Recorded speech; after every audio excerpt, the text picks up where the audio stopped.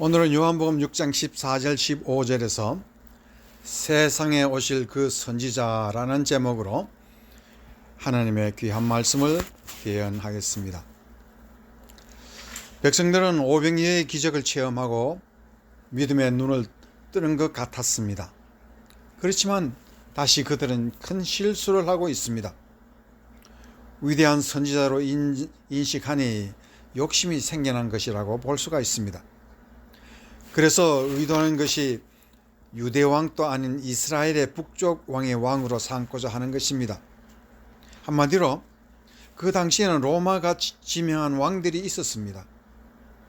만약 이 왕들을 두고 왕이 된다 하면 그것은 반역입니다. 역적입니다. 음모가 일어난다는 그런 뜻입니다. 예수님이 지금 그러한 것을 아시고 아찔한 그 순간에 그들과 함께 있을 수 있겠습니까? 그래서 오늘 본문에 보면 예수님께서 그러한 사람들의 마음을 미리 간파하시고 산으로 가셨다. 그러나 그 사람들이 하나 깨달은 것은 있습니다. 예수가 세상에 오실 그 선지자라는 것을 알았다 하는 그런 것입니다. 거기까지는 좋았습니다. 그러나 그 이후에는 큰 실수를 했다 하는 것을 오늘 본문을 통해서 알 수가 있습니다. 왜 실수를 했는지 오늘 그 이유를 한번 생각해 봅니다. 첫 번째, 오실 그 선지자는 영원한 대제사장이다라는 말입니다. 이 말씀에서 아주 중요한 뜻이 있는데 히브리서 3장 1절부터 우리가 봐야 이 말씀이 무엇인지 깨달을 수 있을 것 같습니다. 그러므로 함께 하늘에 부르심을 받은 거룩한 형제들아, 우리가 믿는 도리의 사도이시며 대제사장이신 예수를 깊이 생각하라라고 이 히브리 저자는 우리에게 말을 하고 있습니다. 오늘 이 말씀에서 우리가 아주 중요하게 깨달아야 할 것이 있는데, 우리가 믿는 도리의 사도이시며 할 때 우리가 믿는 도리라는 뜻을 우리가 파악해야 됩니다. 그리스 문에서는 호몰로기아라고 하고 있습니다. 헤몬이라면 우리의, 그리고 호몰로기아라는 건 고백이라는 뜻입니다. 우리가 믿는 도리라는 뜻은 우리의 고백이라는 뜻입니다. 이 말은 믿는 모든 사람이 공통적으로 고백하는 것이 뭐냐면 예수 그리스도는 하나님이 보내신 사도이시며 대제사장이라는 것입니다. 그리고 깊이 생각하라라는 말은 잘 알아라는 뜻입니다. 예수님이 누군지를 분명히 알아라는 거죠. 우리가 누구를 두고 고백을 했으며 신앙을 가지고 있는지, 신앙의 초점이 무엇인가를 알아라라는 그런 뜻입니다. 그런데 그 오실 선지자는 영원한 대제사장이라는 그런 말씀을 우리에게 가르치고 있습니다. 이것을 바로 알아라. 대제사장의 뜻이 뭔지 알아라는 그런 뜻입니다. 자, 그러면은 우리가 구약 성경에서 얘기하는 제사 제도의 가장 초점은 뭐냐면은 사람의 죄를 남에게 전가시키는 것, 탓하는 것, 넘기는 것을 제사 제도의 초점입니다. 제사장들도 백성들의 죄를 양에게 전가시키고 탓하고, 또한 대제사장도 1년 한 번에 전 민족의 죄를 대신해서, 또 자기 자신의 죄를 대신해서 그것을 소를 잡아서 그 피를 흘림으로써 그 소에게 안수하고 죄를 전가 탓한다, 그런 뜻입니다. 그러나 우리의 대제사장이신 예수 그리스도는 그런 제사장이 아니고 이제는 더 이상 그 누구에도 죄를 전가하거나 탓하지 않도록 하자는 것이 예수님의 중요한 대제사장의 의미라는 것입니다. 우리는 이 세상에 살면서 많은 사람들에게 내 잘못을, 나의 실수, 나의 죄, 나의 악을 남에게 자꾸 전가하고 탓하려고 하는 그런 그 마음이 있습니다. 이것이 어디서 왔겠습니까? 여러분이 다 아시는 바와 같이 아담 시대에 아담이 자기의 부인 하와에게 자기가 그 하나님 먹지 말라는 실과를 먹고 누구에게 전가했습니까? 부인한테 손가락질 했습니다. 이와 같이 사람은 남에게 자기의 죄를 하나님 앞에 다 고백하거나 하나님께 맡기지 아니하고 자기가 남에게 증거함으로써 탓함으로써 자기 죄를 벗으려고 하는 엄청난 문제가 있다는 것을 예수님과 하나님은 그것을 강구하시고 그냥 보시지 아니하시고 해결하되 어떻게 하자 하는 것이냐.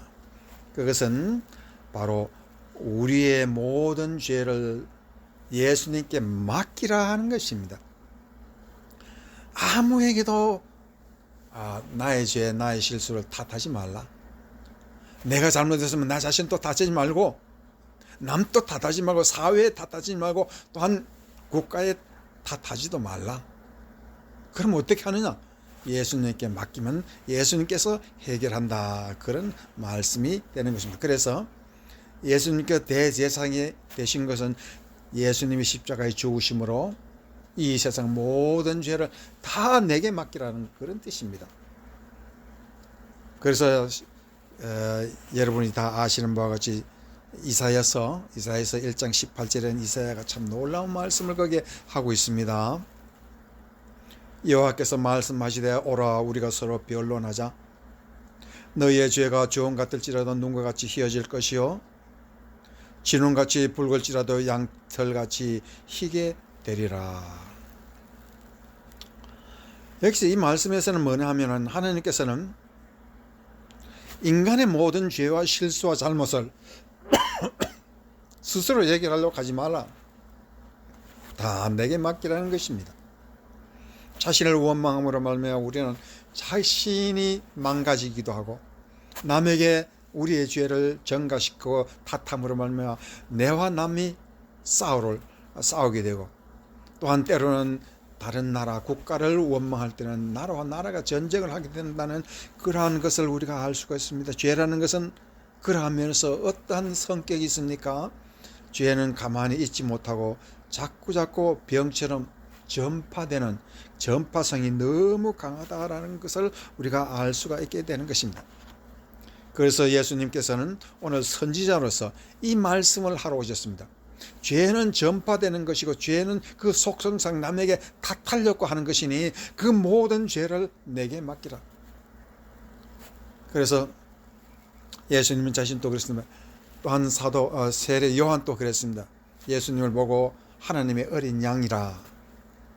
그 말은 하나님께서 모든 인간의 실수와 죄를 맡으실 분이라는 것을 얘기하고 있습니다. 이 놀라운 말씀에서 우리는 어떻게 예수님을 믿을 수 있겠습니까? 우리는 말씀 속에서 더 깊이 들어가야 되겠습니다. 시편 55편 22절을 보면 다음과 같은 말씀이 있습니다. 네 힘을 여호와께 맡기라. 그가 너를 붙드시고 의인의 요동함을 영원히 허락하지 아니하시리로다 라고 했습니다. 네 힘을 여호와께 맡기라는 것은 네 힘을 네가 지지 말고 하나님께 맡기라 그러는데 우리는 내 짐을 하나님의 손에 있는 것도 빼앗아서 내가 고민하고 내가 지려고 노력하는 것이 인간의 참 기막힌 신비 현상이라는 것을 성경이 말하고 있다는 그런 뜻입니다. 우리의 짐을 예수님께 맡기고 하나님께 맡기면 하나님께서 모든 것을 해결해 주신다라는 놀라운 말씀입니다. 그런데 또 한 가지 알아야 되는 것은 의인도 그렇게 하더라는 것입니다. 의인이란 누구냐? 바르게 살려고 하는 사람, 자기의 죄를 자기가 회개하고 해결하려고 하는 사람인데 사실은 그 사람이 의인이라는 사람이 다른 사람이 아니라 자기의 죄를 하나님께 맡기는 사람이더라. 자기의 죄를 자기가 절대로 해결할 수 없다는 것을 하나님 앞에 시인하고 고백하고 예수님께 맡기는 그 사람이 의인이더라라는 것을 우리가 알 수가 있습니다.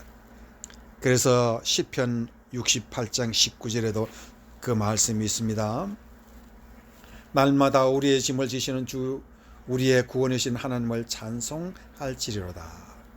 하나님께서는 내 짐을 매일매일 지신다고 했습니다. 나의 실수, 나의 부족, 나의 모든 연약, 병, 질병 예수님이 다 지신다고 하는데 우리는 그것을 내가 짊어지려고 하려고 하나님의 그 귀하신 그 은혜를 망각하고 하나님 외면하고 산다는 것이 이 인간의 속성이다라는 뜻입니다. 그래서 예수님께서 우리에게 하시는 말씀이 있습니다. 마태복음 11장 28절 참 유명한 말씀, 여러분이 듣고 그래도 또 좋은 이 말씀, 마태복음 11장 28절 수고하고 무거운 짐짐자들아 다 내게로 오라 내가 너희를 쉬게 하리라. 이 말씀은 예수님께서 내 죄를 내 의심 다 지실 터이니 그거 나한테 다 맡기라는 구약 성경에서 바로 여호와 하나님이 바로 예수님이라는 것을 말씀하고 있다는 그런 뜻입니다. 그러므로 말마 우리는 어떻게 살아야 되겠습니까? 우리가 대제사장의 그 놀라운 역사는 주홍같이 붉은 재 진홍같이 부끄러운 수치 어린 양이 다 짊어지셨다고 하셨으니 우리는 어린 양 그분께서 내 죄를 위해서 이미 죽으셨으면 그것을 믿기만 하면 나는 내 죄는 용서받은 것이고 나는 구원받았습니다. 우리는 단지 믿음으로만 그것을 수용하고 받아들이기만 하면 됩니다. 그래서 우리는 어떻게 믿음으로 살아가야 되는 것입니까? 우리의 죄, 우리의 잘못을 맡긴 사람은 그럼 하나님께서 우리에게 어떤 영수증을 써줍니까? 내 죄 가져가셨으니 하나님 우리에게 무슨 증거를 주십니까? 그런데 참 놀라운 말씀이 있습니다.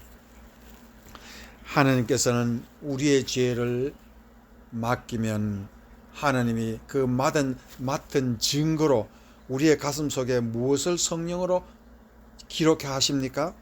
바로 감사라는 것을 기록해 줍니다.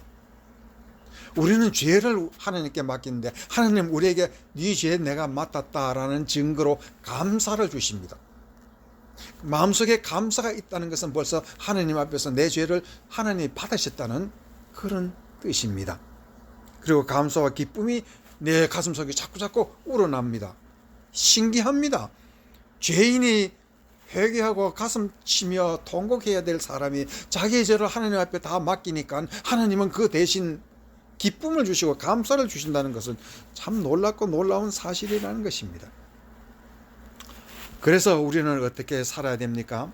예수님을 위해서 어떻게 하든지 내 위해서 십자가에 돌아가신 예수 그리스도를 위해서 내가 이미 죽었다는 것을, 죄에 대해서는 죽었다는 것을 깨닫고 다시 죄 짓지 아니하고 죄 대신 감사하면은 남에게 내 잘못을 전가하고 탓하려고 하는 마음이 싹 사라지게 되는 것입니다. 이것이 바로 감사와 기쁨이 하나님께서 주시는, 죄 대신해 주시는 증거, 나를 용서해 주시다는 증거가 되는 것입니다.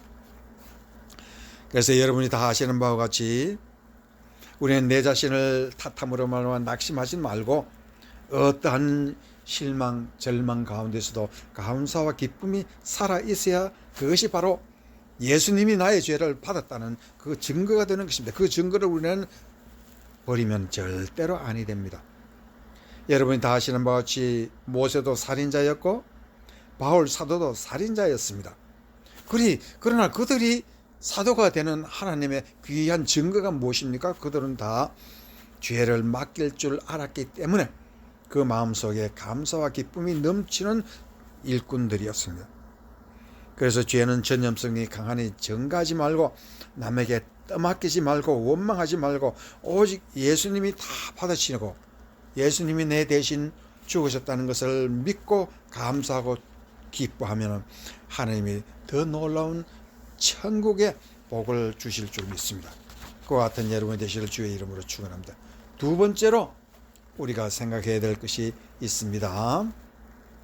그것은 오실 그 선지자는 천국의 왕이라는 그런 말씀입니다.